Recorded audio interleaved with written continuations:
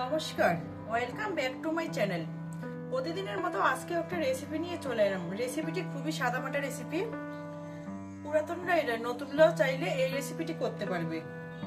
রেসিপিটি হচ্ছে আলু দিয়ে সুরমা মাছের ভুনা। এই রান্নাটি আমি আমার বাবাকে করতে দেখেছি, তাই বাবার রেসিপিটি আজকে আপনাদেরকে দেখিয়ে দিব। ভিডিওটি যদি ভালো লেগে থাকে চ্যানেলটিকে সাবস্ক্রাইব করে দিবেন, পাশে থাকা বেল আইকনটি প্রেস করে দিবেন। এতে আমার ভিডিও ছাড়া মাত্র আপনাদের কাছে নোটিফিকেশন চলে যাবে। আর আপনাদেরকে ফুল ভিডিওটি দেখার জন্য অনুরোধ করতেছি। তাইলে আপনাদেরকে দেখিয়ে দিই পুরো রেসিপিটি। রেসিপিটি রান্নার জন্য প্রথমে আমার লাগবে পেঁয়াজ কুচি। পেঁয়াজটাকে আমি এরকম গোল গোল স্লাইস করে নিয়েছি। দিয়ে দিব রসুন। রসুনটাকে এরকম থেতো করে নিয়েছি। আর এখানে আদা রসুন বাটা। এই রেসিপিটি একেবারে হাতে মাখানো রেসিপি। দিয়ে দিব লবণ 1 চা চামচ, লঙ্কার গুঁড়ো 1 চা চামচ, হলুদ গুঁড়ো 1/2 চা চামচ, গরম মশলা 1/2 চামচের একটু কম। আর কোনো এখানে মশলা লাগবে না, এগুলো মশলা দিয়ে আজকে রান্নাটি হয়ে আসবে। এবারে পেঁয়াজ ও মশলাগুলোকে ভালোভাবে মাখিয়ে নিব। আর এই মাখানোর প্রক্রিয়াটা কিন্তু অবশ্যই হাত দিয়ে করার চেষ্টা করবেন, চামচ দিয়ে মাখালে ভালো হবে না। কিছুটা এইভাবে মেখে নিব। কিছুক্ষণ মেখে নিয়ে এবারে তেল অ্যাড করে দিব। মেখে আবারও হাত দিয়ে মেখে নিব। এবারে অ্যাড করব আলু। আলুটাকে এরকম যেরকম ফ্রেঞ্চ ফ্রাই করে ওটাকে কেটে নিয়ে ওরকম সাইজের করে নিয়েছি।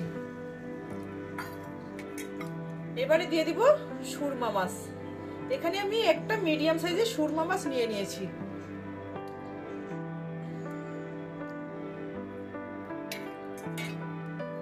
এবারে সবগুলো উপকরণের সাথে মশলাটাকে ভালোভাবে মেখে নিব। চলুন এবারে চুলায় যাওয়া যাক। এবারে চুলা জ্বালিয়ে কড়াই চুলার মধ্যে বসিয়ে দিব। এভাবেই আমি কিছুক্ষণ একটু মশলাটাকে ভেজে নিব। এ পর্যায়ে দিয়ে দিব 2টো কাঁচামরিচ।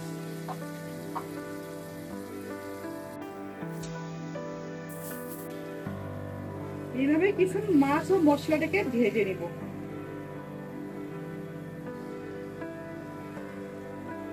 এটা আপনারা যে কোনো মাছ দিয়ে এই রেসিপিটি করতে পারেন, খেতে অসাধারণ হয়।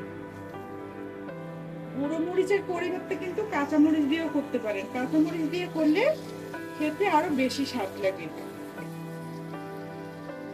এই পর্যায়ে তরকারির কালারটা কিন্তু অনেক সুন্দর এসেছে, মনে হচ্ছে এভাবে তুলে খেয়ে নিই।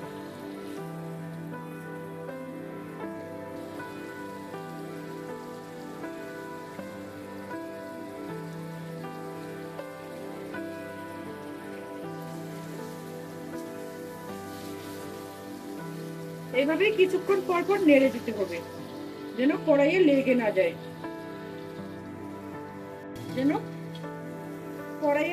যায়। আর এ পর্যায়ে কিন্তু চুলার আঁচটা মিডিয়াম টু লোয়ে রাখতে হবে, কারণ হাই হিটে দিলে পুড়ে যাবে। আর এভাবেই আমি 3 থেকে 4 মিনিটের মতো কষিয়ে নিব। 4 মিনিট পর ফিরে আসলাম। এর মধ্যে কিন্তু আমি 2-1 বার নেড়ে দিয়েছি। আমার কষিয়ে নেওয়া হয়ে গেছে। আর কষিয়ে নেওয়ার সময় কিন্তু বেশি নাড়ানো যাবে না, এতে মাছটা ভেঙে যেতে পারে। এবারে জল এড করব মাছটাকে সেদ্ধ করার জন্য।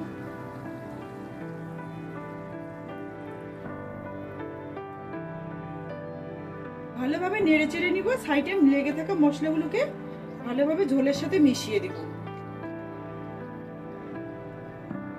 এবারে ঢেকে দিয়ে চুলার আঁচটা মিডিয়ামে রেখে 10 মিনিটের মতো রান্না করে নিব। এরই মধ্যে আমি একবার ঢাকনা তুলে নেড়ে দিব, যেন মাছের 2 দিকে ভালো মতো সিদ্ধ হয়ে যায়। আবারও ঢেকে রান্না করে নিব। ফিরে এলাম 10 মিনিট পর। দেখেন রান্নার কালারটা কতটা সুন্দর হয়েছে। এই রান্নাটি দেখতে যেমন সুন্দর হয়, খেতে একেবারে অসাধারণ হয়। তাই আপনারা বাসায় অবশ্যই ট্রাই করে দেখতে পারেন। সুরমা মাছ দেওয়া হয় তবে কিন্তু এর স্বাদটা কিন্তু আলাদা হয়। রান্নাটি আমার প্রায় হয়ে এসেছে। আপনারা চাইলে উপরে ধনেপাতা ছড়িয়ে দিতে পারেন, আমি দিব না।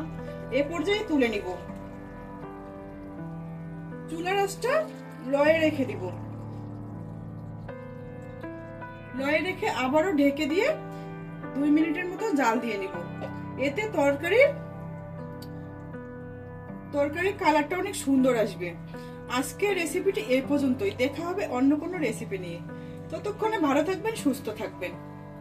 ভিডিওটি দেখার জন্য অসংখ্য ধন্যবাদ।